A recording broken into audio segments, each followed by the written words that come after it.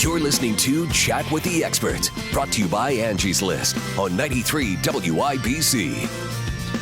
Welcome to Chat with the Experts, brought to you by Angie's List. We are so happy you've joined us today. My name is Kyle Hawk, and I will be your host here on the show. And our goal is to provide you with the very best home improvement, health, and lifestyle information as humanly possible. And we get all of our information here from reputable service providers and trusted subject matter experts who come on the show to give you the advice you need. Last week, we were joined by Larry Green of Case Design and Remodeling here in Indianapolis, and he shared some helpful information about home improvement projects that you can tackle during the fall and winter months. And if you're thinking about adding that kitchen backsplash or replacing that bathroom floor, this episode is a must listen. You can find it by subscribing to our podcast on iTunes. Just pull up iTunes on your home computer or the podcast app on your smartphone. Search Chat with the Experts. You're going to find every single show that we released. And if you hit the subscribe button, you can stay up to date on each show that we put out.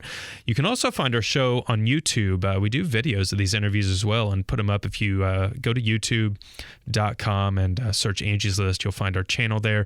You can see all of our segments and watch us as we discuss these topics. And of course, finally, you can find the podcast at angieslist.com. This is where you're going to get helpful reviews and ratings on service providers in your area. Whether you're looking for an exterminator or an interior designer, we've got what you need. If you join today, click the Join Now button. Use the promo code WIBC40. You're going to get 40% off an annual membership. It's under $10 for the entire year. Check it out at angieslist.com. Well, today we are talking about a very important topic for this time of year. We're talking about your chimney. And if you've chosen to forgo a regular chimney inspection, you could be putting your home and your family at risk. A chimney sweep can not only remove potentially harmful buildup, it can also increase the efficiency of your fireplace. And with cooler temperatures starting to roll in, the time is now to take a look at your chimney. So joining us today for this very important topic is Dennis Lamb of the Mad Hatter Chimney Service in Indianapolis. Mad Hatter's been in service since 1994 and provides chimney sweeps and inspections, masonry repairs, dryer vent cleaning, chimney cap installation, and much more. Dennis is an all-around chimney pro, and he's got years of experience in preventing house fires and educating homeowners about the importance of chimney inspections. We're happy to have him with us today. Dennis, welcome to Chat with the Experts. Thank you very much. Great to be here. Appreciate your invitation. Yeah, absolutely. I want to start by asking you how you got into the chimney business. What drew you to it? Well, I got to be honest, and I was looking at a business to buy. Had been in the professional in the medical field for years and years, and decided I was tired of working for somebody else and wanted to work for myself. So I met a business broker, quite honestly, playing squash. Used to be on a squash team. Okay. Met a business broker, looked at several businesses, including the Mad Hatter, considered others, kept coming back to the Mad Hatter, and realized that they seemed like a pretty good fit. So I ended up purchasing the Mad Hatter in that was July of 2004, and I've been at it ever since. So I'm in my 12th year of owning the Mad Hatter and sweeping inspection of fireplaces and keeping everybody up to speed. Well, that's great. So did you have to overcome any sort of fear of heights, of getting up on roofs or anything? There was certainly a little bit of that. I think there's I had certainly a respect for heights. I had been in the construction trades in high school and college, and had situations where I certainly was going to be on roofs, and that can prepare you for things. But it's always a great idea to have a healthy respect for what you're doing daily, because it just takes one bad step and it could be several days off with no pay. So that's not good. So, but yes, there's a certain amount of fear, but if you set up correctly and do all the right safety precautions, you can minimize that risk. Yeah, excellent. Well, today's topic, like we mentioned, is a pretty important one, especially this time of year. People start thinking about firing up the fireplace and kind of warming up their homes. And I think a lot of people know maybe that, getting their chimney swept is a good idea, but it's one of those things you kind of, since it's not something that happens all the time, you kind of forget about it or put it off.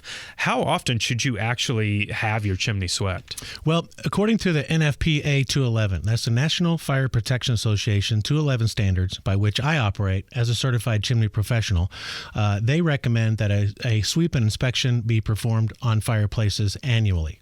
Okay. So they recommend an annual sweep and inspection of the fireplace, a sweep and inspection of a furnace flue, or any venting appliance. They recommend annual inspections, which is certainly a good idea. Yeah. But I think we have to also kind of used a little common sense involved there, and that it has somewhat to do with maybe somebody's consumption and the use of a fireplace, for example, and that could then influence how often they might have to have things done. I recommend some of my customers that might just be very, very light users, that they might be able to skip a year every now and then, and certainly wouldn't put themselves in a great deal of peril. But that's the NFPA 211 does recommend annual sweep and inspections, and we certainly don't discourage that. But like I said, it has to be tempered with a little bit of what you've consumed. Right. So tell us what actually is involved in the sweeping of a chimney. What takes place?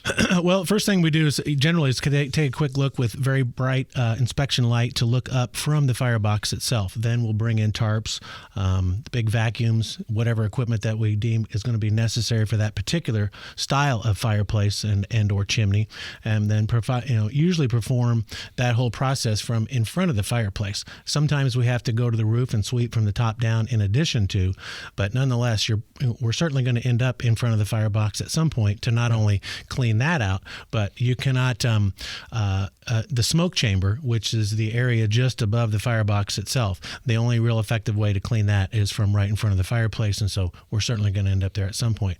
Then we're going to clean out the firebox itself. Then once we have everything, swept up to a state where we can visualize what's going on, then we will kind of inspect looking up from the bottom. So one of the things that, you're going to hear a lot in talking about the need for, having your chimney inspected and swept out is creosote. And a lot of people hear this, maybe they know there's a danger there, but tell us a little bit about what that is and why it, can potentially be dangerous to your home. Yes, creosote is a natural buildup that occurs when during the burning process.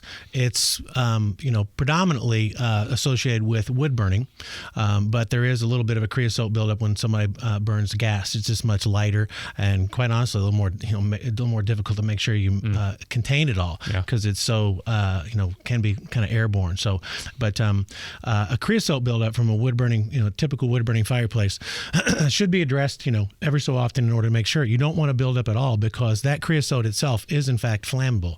And if you go long enough without a sweep and inspection performed on a fireplace, then not only there's a smoke chamber, which is the area above the fireplace, can that get pretty heavily coated, but the liner itself can get pretty heavily coated with a soot and creosote buildup, and that can then eventually ignite, causing a fire then inside the flue where there's not supposed to be temperatures to that extreme. Sure. And that can lead to damage and or involvement of the rest of the structure, leading to a house fire or things like that. A lot of times, hot embers, burning on a roof or things like that if they're not contained properly. So you do not want a large buildup of soot and creosote inside the fireplace and flue structure. Well, you mentioned a gas fireplace, so that's going to be a little bit different of a situation. Is there a different approach when it comes to sweeping the chimney for a gas fireplace? Do you not need to do it as often? It's not necessarily a different approach.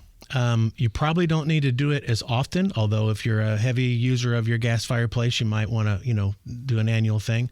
There is a common misconception amongst consumers thinking that, if it's not perfect for wood burning, I'll just switch to a gas fireplace. And the reality of that situation is that all of the products of combustion, whether they be from wood or be from a set of gas logs inside the fireplace, do have to be contained.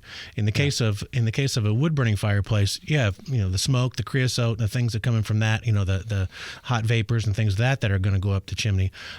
With a gas fireplace, it's carbon monoxide. Carbon monoxide is invisible and it's deadly, and if it's leaking into the room or other structures in the house and you don't know it, it can be definitely a big problem. Yeah, so no matter what the situation is, obviously important to have the chimney inspected. How long can I expect the actual chimney sweep to take? I mean, what?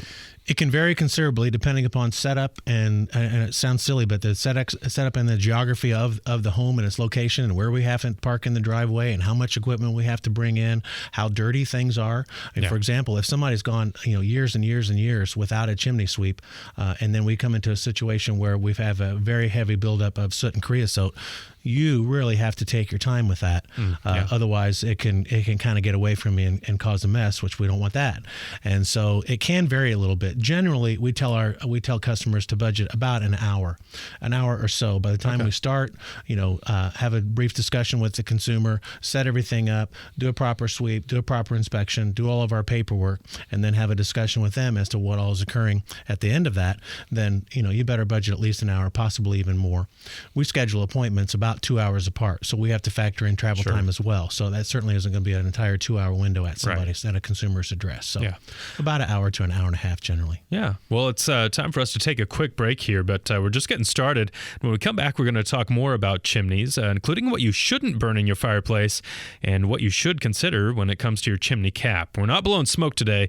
You're listening to Chat with the Experts, brought to you by Angie's List. Introducing the all-new Angie's List app, your on-the-go resource for great local service.